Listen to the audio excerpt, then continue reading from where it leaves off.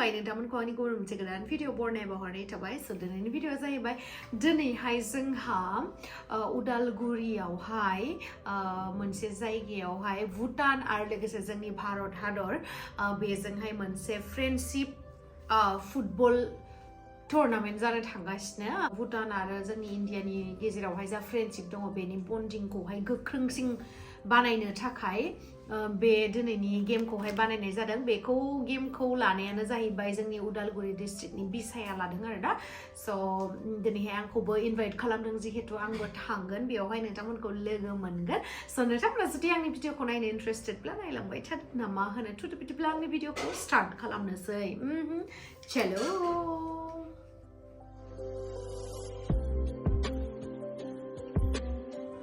Artist नोंथांमोन आरो मीडियानी कुजू जंगपो तो मैं यहाँ का लड़का होते हुए और इस इलाका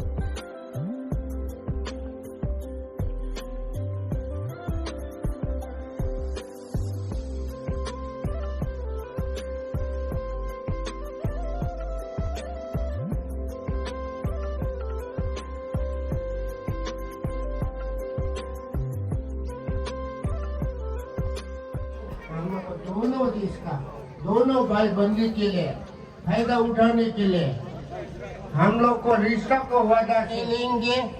ऐसे खुश का बात है और हम लोग जितना भी ऊपर से आया हम लोग खेल जीतने के लिए नहीं आया हम लोग आप लोग का प्रेमी और आप लोग का इधर जगह हम लोग का कुर्मा हम लोग का जितना भी आगे हम लोग का माँ पिताजी ने गोरा लेके इधर आके गेम होने के लिए हमारे तरफ से प्यार करता है थैंक यू मिस्टर आकाशिटी दरगे दा जोंजों लोगोसे जों आलासि सफैबावदों बयजोंबो सिनायजानाय आरो बयजोंबो अनसायजानाय she is the owner of YouTube ZD Production and also she is popular actress from BTR दा जोङो बरायनो आखायाव लादों so we would like to welcome Miss Gemsri Rimari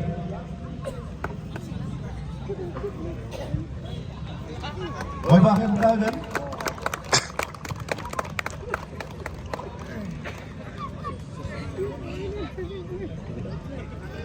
आरो बेजोंनो लोगोसे दङ मेकआप आर्टिस्ट कबिता दैमारि बिथांखौबो गावनि सिनायथिखौ लानो थाखाय आङो खावलायनाय थाबाय आरो जोंहा गोबां आलासिफोर दंबावो समनि आंखालाव जोङो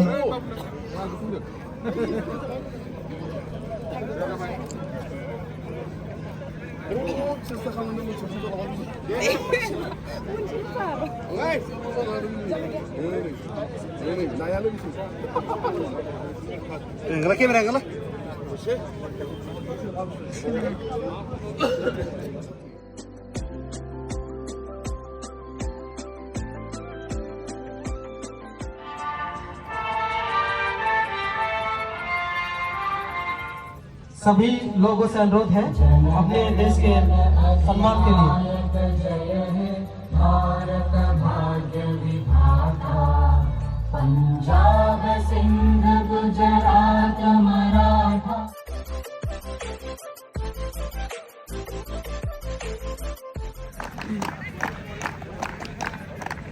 Class bộ thằng đâu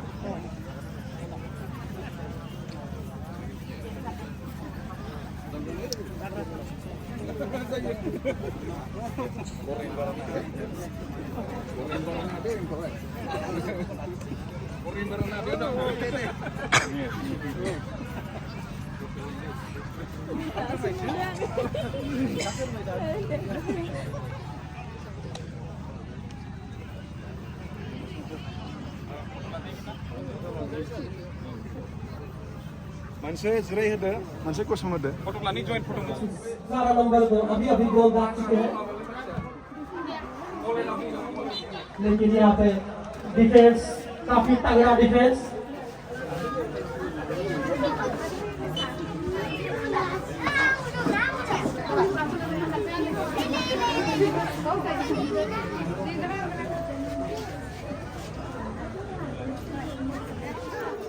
नों सोरजों फैदों नों सोरजों फैदों मादी दीदी मामा और यहाँ पे मामामोन नालाय अपने साथी को ढूंढने में नाकामयाबी नोंथ' आबो गेम्सनि ब्लगाव नुसिगोन एबार और ये माबायदि मोनदों नों मोजां मोनदों नोंना मा नाममोनलाय नोंना मा नाममोनलाय एक गोल से आगे है भूटान जितनी तारीफ की जाए उतना बेहतर है बढ़िया गोलकीपर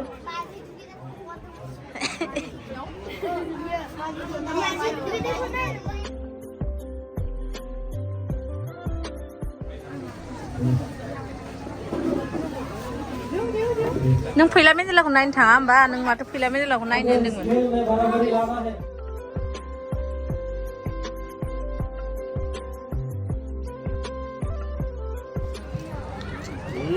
हनै बेखौबो लाफादो कोशिश जारी है अगर बराबरी में आना है तो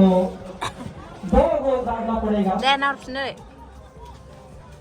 एसोसिएशन के खिलाड़ियों को दिला सारै हरदों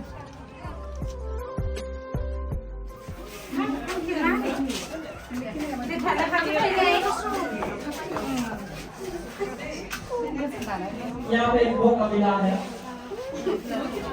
बिथांमोनखौ जों सिरिबाङै सिनायथि होनो थाखाय आखायाव लाबाय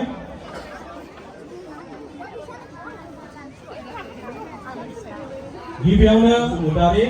भाइस प्रेसिडेन्ट उदालगुरि डिस्ट्रिक्ट दायो दङ दिनेन नार्जारि बर' आइसि अफ बौद्धानि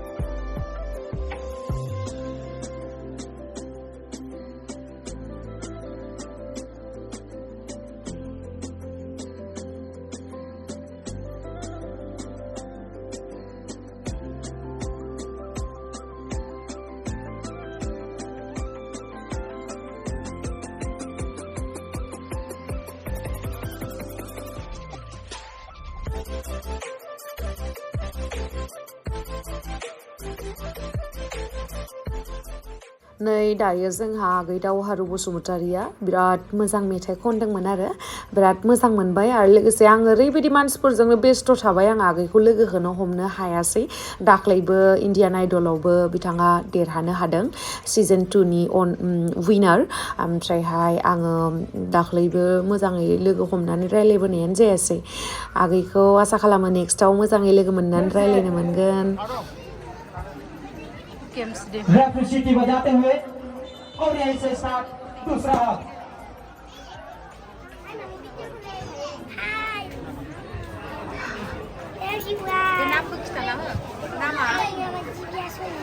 लंबा शॉट किया था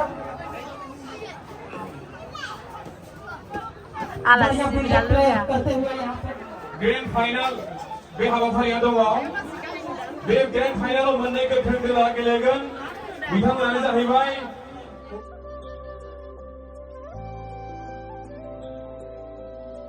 क्लोजिं सेरेमनिनि हाबाफारिखौ जों मावलांगोन दा बेनि थाखाय दिनै बिलोगोखौ लोगो मोनलायबाय दाख्लै इण्डियान आइडल सिजन 2आवहाय लोगो मोन्दोंमोन ना धोनस्रि फुंखा ओमफ्रायहाय मटुखौ लोगो मोनबाय ओमफ्राय बिथिंहाय आगै आंजों मोसायोमोन सिगाङावहाय डान्सारा बे आरो दिनैबो मोसादोंमोन स' गोबावनि उनाव लोगो मोनबाय मोजां मोनबाय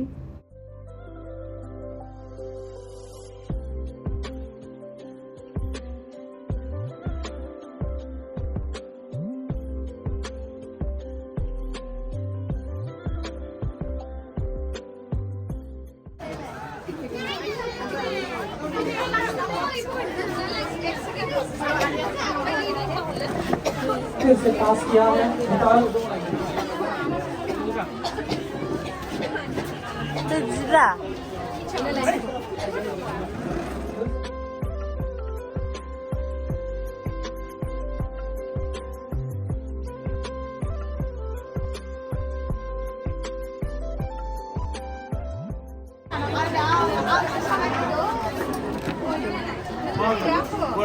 बांग्लादेश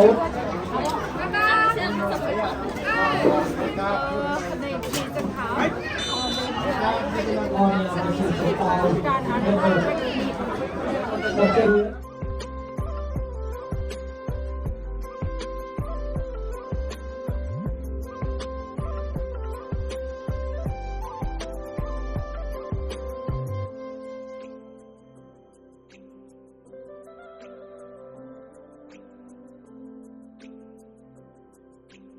बताइए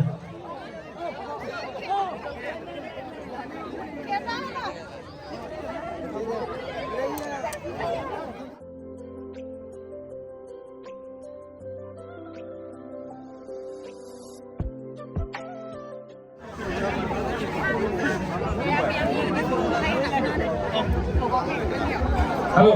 एक नारी लगाया जाए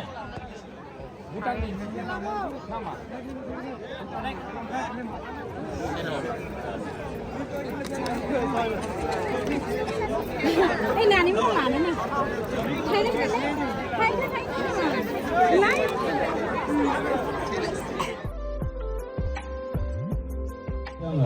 दिनैनि बे गासिबो खाबुखौ होनायनि थाखाय बयबो खेला गेले मोजां मोनगिरि आरो गेलेगिरि आरो रायजोफोरखौ आरोबाव खनसे जोंखौ बावहरफिननानै जोंनि दिनैनि हाबाफारिखौ बिसाया एसेयावनो फोजोबनाय जाबाय गोजोन्थों So guys, नै दायो जोङो फैबाय हाथा मोनफैबाय ओमफ्राय थाव सोनो होदों आरो ना स' नोंथांमोनाबो जाय बिथांमोना आंजों फट' लाफैबाय किउआर कड जाय नोंथांमोना आंजों फट' लाफैबाय थेंक इउ स' माच ओमफ्राय नै नानिनि चेनेलखौबो साबस्क्राइब खालामबानो जाबाय सबिता बसुमतारी स' दा उनाव लोगो मोनगोन नोंथांखौ So guys, नै जोङो मुरियावहाय इदि लगायनानै लोंनो नाय खोबाव लाव सोर फैबाय थाखो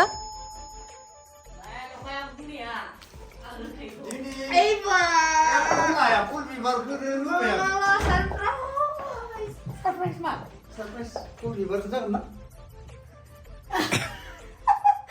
दिनैसो लाइफआव फार्स्ट टाइम आंना सरप्राइज होफैबाय नङा नों दिनै मानो फुल बिबार लानानै फैखो मा गोसो जानानै जेनेबा फैसा गैया माबा बायनो गेमसु दैमारिया लावदुमनि फैसाखौ जाना होजोब्बाय होनना बुंलायदो नङा माने आं दासो प्रग्रामनिफ्राय मोनफैदों ओमफ्राय नों मा गोसो जानानै दिनै बिबार लावदो आंनो I know दिनै मा धनतेरास ना गेरेन्टि बा नाङा दे आंनो लाङो जुगाबो खारो थेंक इउ दिनै लाइफआव फार्स्ट टाइम आंनो लावदुमा सरप्राइज होबाय नङाबा सानसेबो सरप्राइजआनो नंफेरा होदो अयाव होदो सरि बावदो वाव थेंक इउ आं बिबारदो इखौ नायना र' मा होदो इमान मोजां भिडिअ बानायनो इफोरखौ लांथ'र' साखौनो गांगालायबाय आङो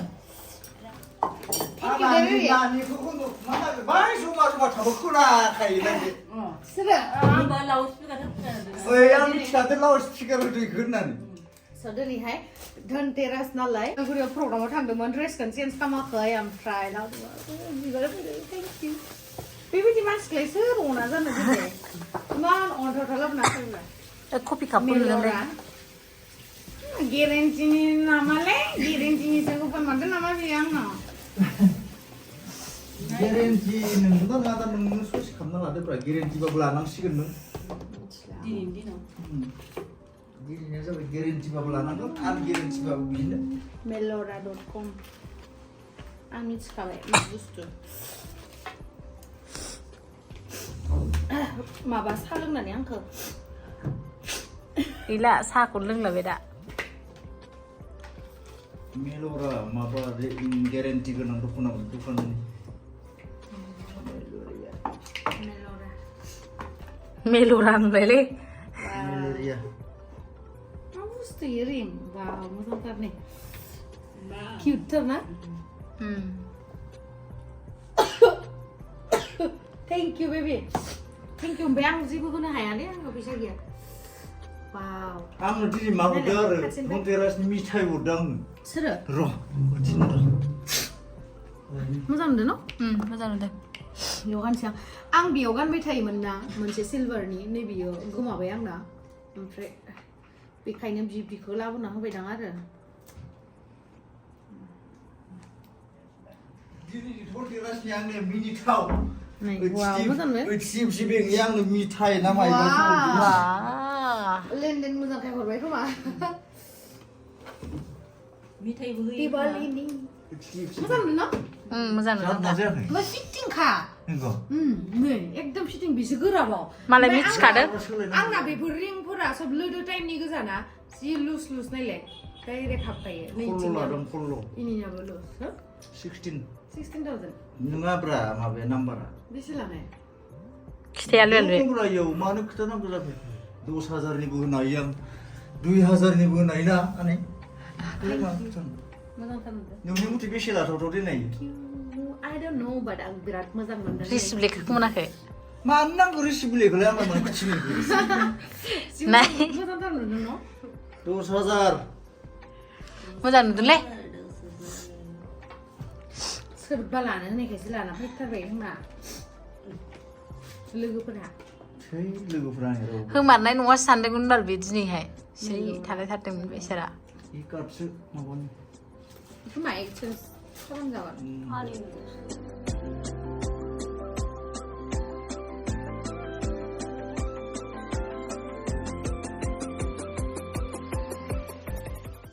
थेंक इउ ना बुंबाय रिप्लाइखौनो होगासिनो नुदों ना मुरि जानानैल'. Thank you for beautiful gift baby. ओमफ्राय आं मा होगोन?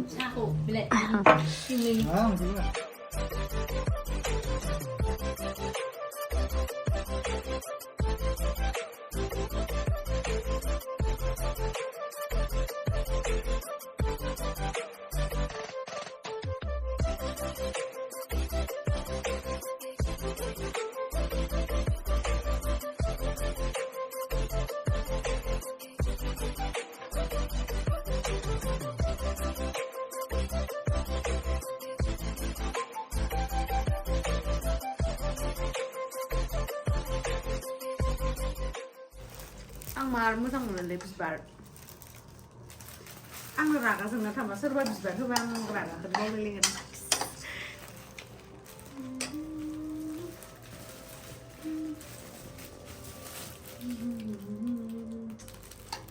फ्रेस का आंनि हाथायानो लोमाखै आरोना आं सानाखैमोन बे आंनि फार्स्ट धनतेरासआवहाय गिफ्ट आरोना दिनैसिम आंनो धनतेरासआव रावबो गिफ्ट होफेराखै बिमा बिफानि उनाव बिमा बिफायाबो धनतेरास मिथिया जिखुनु ओमफ्राय दख'ना एखे उसना माबाया नोङो इट्स टिप्सनि हरदो माला हरनायखौ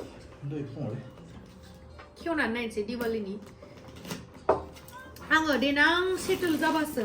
दिवालीयाव ना मानसिफोरनो गिफ्ट हरगोन माने पेकिं खालामनानै आरोना पार्सेल बानलुबाबो जाजोब्बाय नोंगुमै आरो दिनै आंहा खाफाल गोनांलै